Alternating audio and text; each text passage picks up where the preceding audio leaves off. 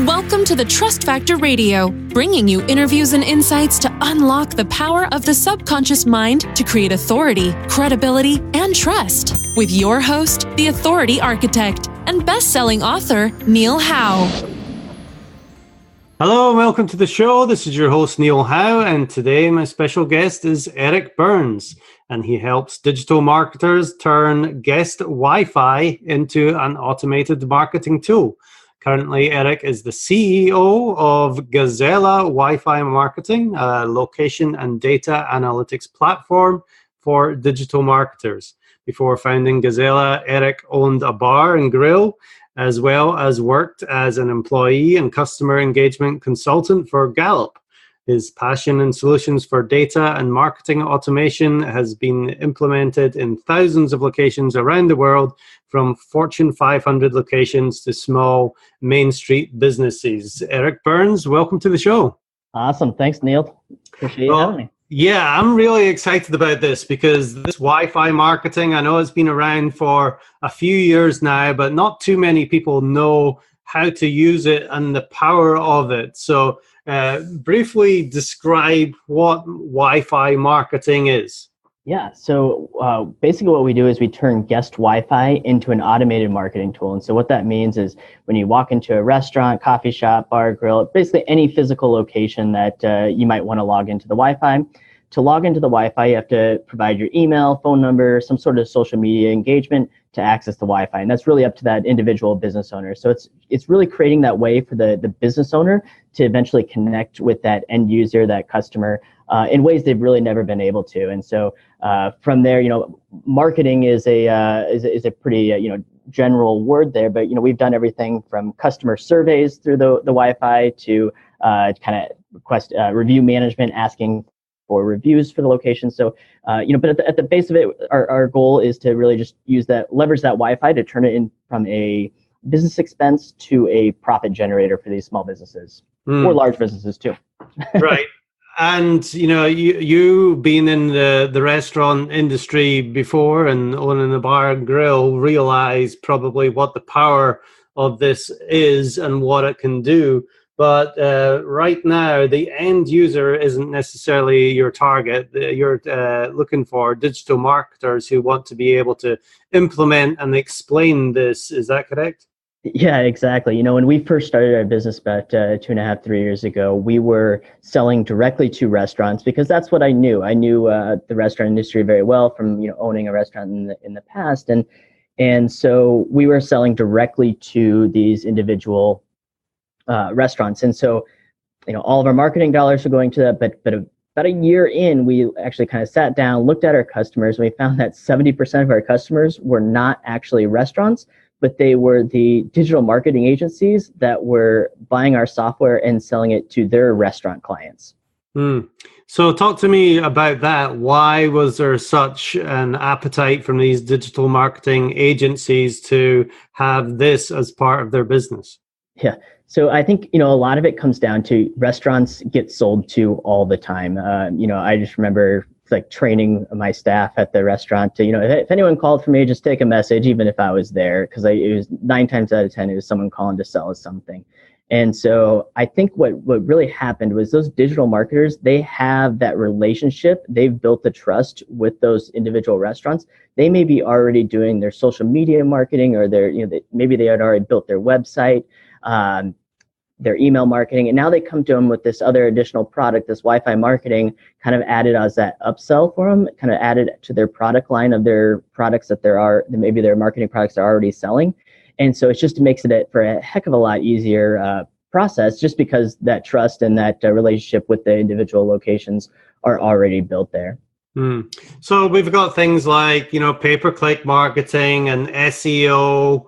There's social media marketing as well. Explain to me all the benefits or some of the benefits of Wi-Fi marketing and why it's so powerful.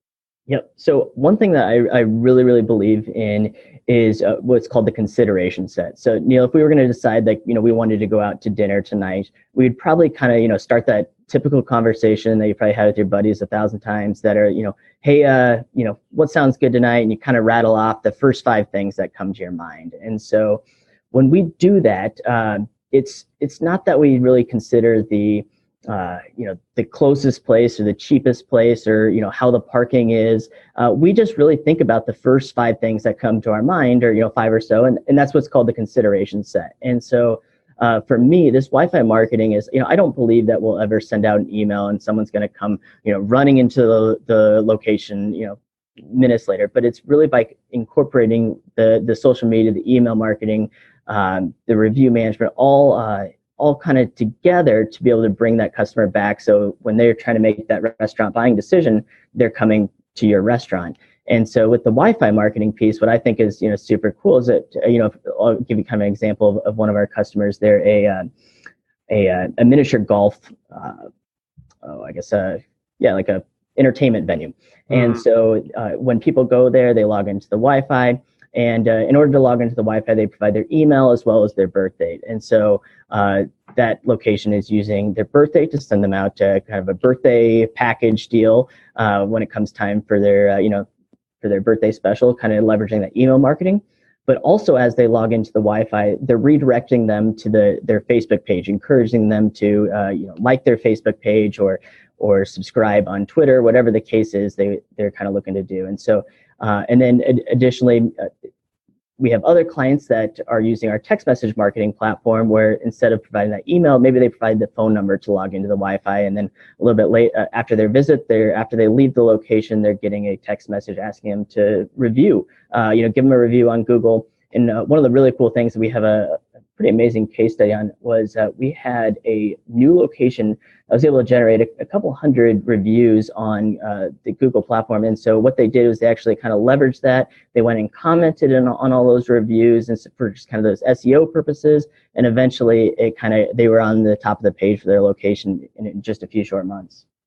Yeah, that's amazing. And, what it really sounds like to me is it is something that really, really increases the engagement with the brand, whether it's through email, social media, getting them to do something, or sending out messages to them. There's just so much follow-up, and ultimately it's that follow-up that creates business, right? Yeah, exactly. And this whole process is nothing new. Like we see all the time. You go to that restaurant and they have that fishbowl that's sitting out on the countertop. And I'll admit, when I had my restaurant, I definitely had one of those.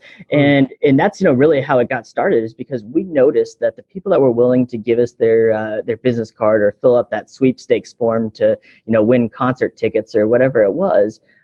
When we had their contact information, we were able to get them. They were our best customers. They were coming back more often. They were spending more money, spending more time in our locations. And that was primarily just because we had a way to contact them. And so, but that fishbowl was just, it's such an archaic, I don't even think you can call it a technology, but the data entry and being able to read people's handwriting on that sweepstake form was just too much of a pain. That's kind of how we got started with the Wi-Fi, is because, one of the reoccurring questions that I found when I was working there was that, we would get the question all the time about, what's the Wi-Fi password? And so there was one night that a gentleman came in. I was tired at the time. I was working like 2 jobs, and the guy comes in, asks him for the Wi-Fi password, and that's kind of honoring. It's like, well, what's in it for me, man? And so he goes, well, I'll buy a sandwich, or, and I was kind of like, well, I'm just kidding, but that was when we realized that we didn't have to give away the Wi-Fi for free. But we didn't have to, charge $12 an hour for it like the airports or hotels do either. Yeah, this is definitely an ingenious way to have people put their information in. And like you said, it's all about data. Once you have that data, there's so many different ways that you can reach out to people and market to them. Give me some examples of other ways that you can, or other ways that you can reach out to people, or ideas for these companies once you have that information. Yeah, well, that's definitely one of the things that is probably most unique about our system, is that because we're kind of targeting these digital marketers, they're typically the creative ones. They're the ones that are coming up with all sorts of different strategies to get people coming in back to the door. And it's really kind of depending on the individual locations and what their kind of end goal is. And so, we've seen people that have leveraged everything from recruiting for HR purposes. When they need to hire new people, they're sending out their messaging, asking for people to refer their friends to come work at the location, kind of cutting down on some HR costs. We've seen some marketing tactics. Some of my favorites are the text message marketing. I have one location that's actually here in Omaha that they sent out a text message with like a great buy one get one deal, and I ended up buying the entire company lunch just based off that one text message. So they're hitting people at the right times, and so I think that's what really makes it so powerful. And do you see this overtaking things like social media and SEO and things like that in the future? I think it's definitely a way to leverage it in a very personal way. And so one of the things that I love most about our platform is that it makes it very relevant in that one-to-one scenario, whether that be from social media or email marketing, SEO, that kind of thing. And so what that means is like, so if you think about a typical content writer for a small business, we'll use that restaurant as another example, is you have to constantly come up with new content. You have to come up with you have to do a email blast for Thanksgiving and an email blast for Christmas and Valentine's Day, and it's always new content that you're having to create. With the Wi-Fi marketing, we can send out that one-to-one messaging to make it very relevant for that new customer. So for example, say if it's a customer's first time coming into the location, they're logging onto the Wi-Fi, we can send them an email thanking them for their visit. Maybe it's on their 10th visit or their 7th visit, whatever that digital marketer wants to choose. They can send it, hey, here's a coupon for a free cookie or whatever the case is. So, and that content is always going to be relevant for that individual. Whether it's their first visit, 10th visit, it's always going to be relevant. It's going to be the same. It's kind of that set it and forget it. You don't have to recreate the content for each holiday or each new campaign. So, like I said, that data is extremely important. We all know that the money is in the list, and whether it's an email or social media, this is really giving you that opportunity to reach out to people as often as you like. Exactly. I think one of my kind of favorite stories is, especially, I come from very much of a data background, and so I understand the value of it, and I understand how people are willing to give that information. But when we first got started about 3 years ago, we had a group of PhD, MBA students at our local university. They wrote a paper. This paper is actually published, which is kind of embarrassing, but they surveyed about 4,000 people asking if you were given the option to provide your email address or phone number to log onto the Wi-Fi, would you do it? And came back 97% of people said no, they would never give their email address out to log into the Wi-Fi. And so, by those numbers, I definitely should not have a business. But I think, if you think about the airports and hotels that are charging, the $12 an hour for the Wi-Fi, I think if you'd ask that same question, would you pay $12 an hour for the Wi-Fi? You'd say no. But I get to the airport, I get to the plane, and I'm pulling out my credit card faster than before the plane's even taken off. And so, when people, it's a fair trade-off, to get the free Wi-Fi to provide, a little bit of that customer information. And so the amount of data is incredible. One of my favorite case studies that we have, that's I believe it's on our website now, is a 3-location small chain in a town of about 150,000 people. So not a large town, but they were able to generate 15,000 unique logins in the first year. So roughly about 10% of the population was in that small town had been logged into the Wi-Fi or on that business's customer list. And so, you really can't get that anywhere else. No, that really is pretty amazing. So talk to me about the physical nature of this. How exactly does it work? How do you set it up? Yep. So we actually use our own hardware. We send these out, I kind of call it a Wi-Fi extension. We can ship these out anywhere in the world, and you just plug it into the back of your existing internet connection. And what that's going to do, it's going to open up that brand new guest Wi-Fi network, and you're good to go. You can log on to our dashboard, kind of create those triggered marketing campaigns. You can create your put your logo on the website or on the this we call the splash page, that first page when they log into the Wi-Fi and what they see. And so it's really a very quick and easy process. And give me some examples of the reasons a digital marketing agency would want to implement this for their clients. Yep, and so I think the biggest one, money is a big factor, and so a lot of digital marketers are using our product in a white label fashion where they're reselling it to their customers, and so reoccurring revenue is an amazing thing, and so when these digital marketers have the ability to go out and sell it to their clients and earn that additional reoccurring revenue for their business, they just kind of set it up, they create those marketing campaigns, and it works. And so, there's a lot of different reasons, but I think that money is always a huge factor. So that's definitely probably one of the biggest ones. And like you said, this is a reoccurring thing. Now, what are they able to charge for this service?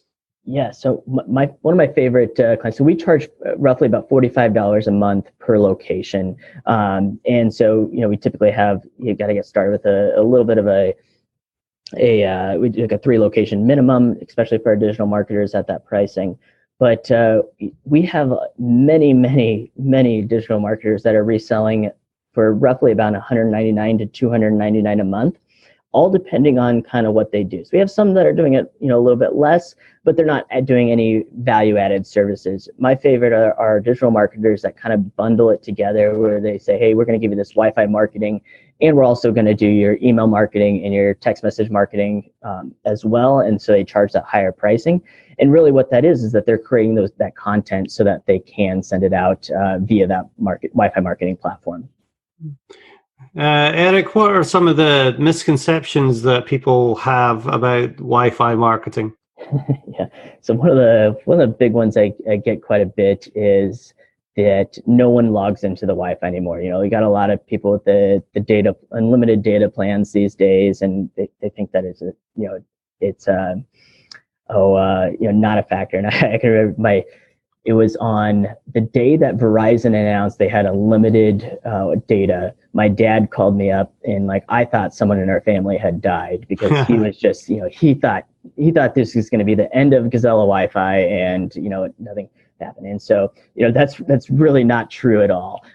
People log into the Wi-Fi when they think. I mean, if you think about it, it's kind of where the world is moving. Everything, my vacuum at home is now Wi-Fi connected. That's right. So, just about everything. And so one of the, my favorite examples is, the Super Bowl.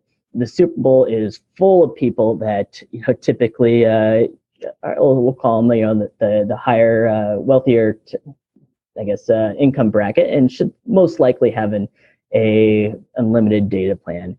And so the last Super Bowl up in Minnesota had roughly over a terabyte of data go through their Wi-Fi network just in those hour and a half, 2 hours before halftime.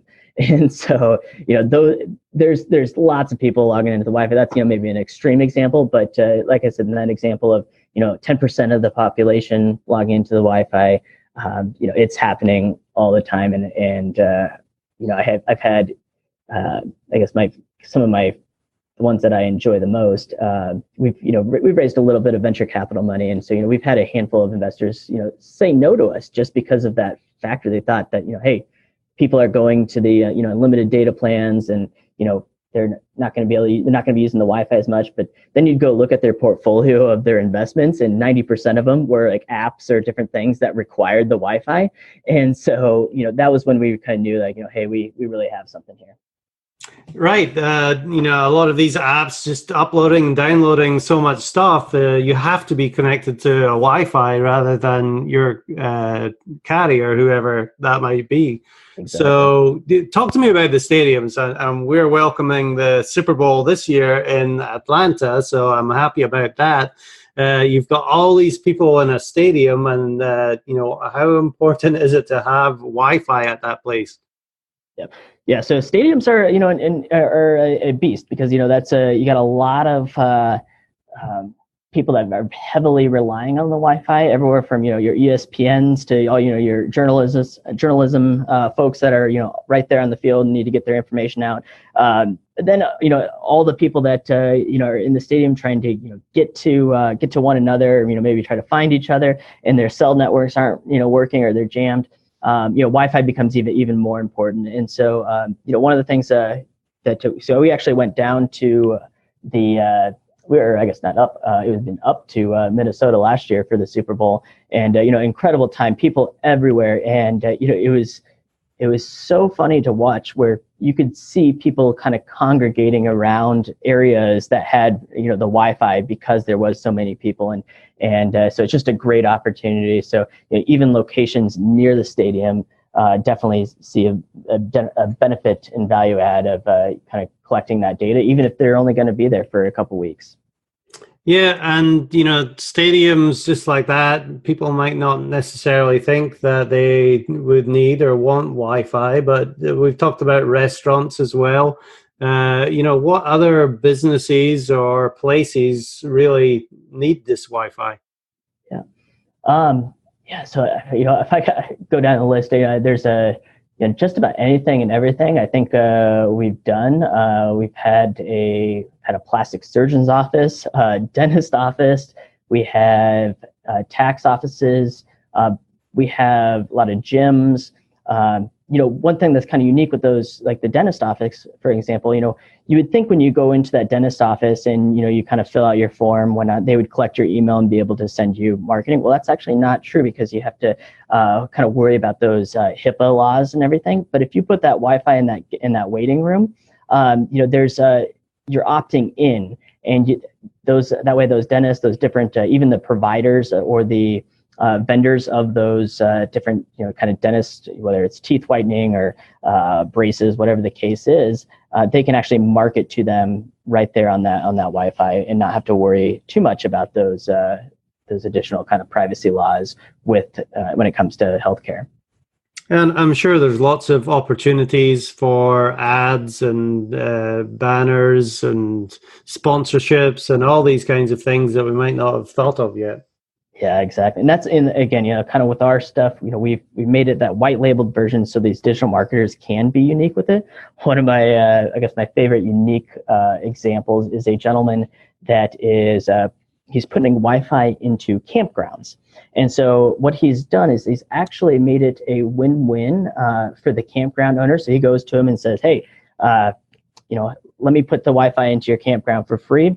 Campground owner obviously is going to say yes, because why wouldn't they want something for free?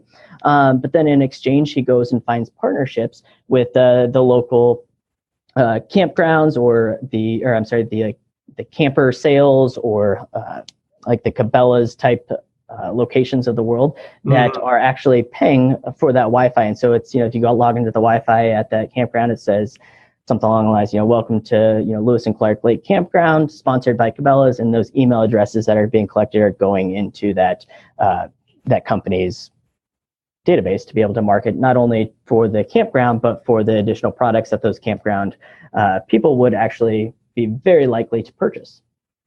That's right. There's so many applications for using it. Obviously, if you're a digital marketing company, you probably have a few, but there will be lots more ideas coming to mind and just how you can use the power of Wi-Fi marketing to help grow your business. Now, is this available all over the country, Eric? Yeah. So pretty much everywhere. We're in about 13 different countries total, but for the most part, the U.S. Just because that's kind of where we're at and where we're located. But we can put the Wi-Fi in just about anywhere. Excellent. So if somebody listening to this wants to find out more, what is the best way for them to do that? The best way is to kind of check it out at GazellaWiFi.com, Gazella Wi-Fi, WIFI.com. Or, I guess that would probably be the best way. Now, we've covered a good deal of content about Wi-Fi and how it works. If there's something that we haven't covered yet you'd like to mention before we go, what would that be? Yeah, I guess one of the things that, for whether you're a digital marketer or really just anyone listening, I would encourage you to go to the, Gazella Wi-Fi and just kind of learn about a little bit more about what it has to what we can do. Because I guarantee, when if you're a digital marketer kind of selling your SEO or your email marketing packages, there's going to come a time where that, the restaurant owner is going to ask, what are some ways that they can collect more email addresses or collect more data? And, just that'll give you the opportunity to be able to provide this kind of unique scenario or this unique product that, maybe the other digital marketer competitors don't have. So definitely check us out. Excellent. Well, we've been talking with Eric Burns. He's the CEO of Gazella Wifi Marketing at gazellawifi.com. Eric, thanks very much for being my guest on the Trust Factor Radio today. Awesome. Thanks, Neil. And to our listening audience, if you like what you hear, hit that like button and share, and we'll see you next time on the show.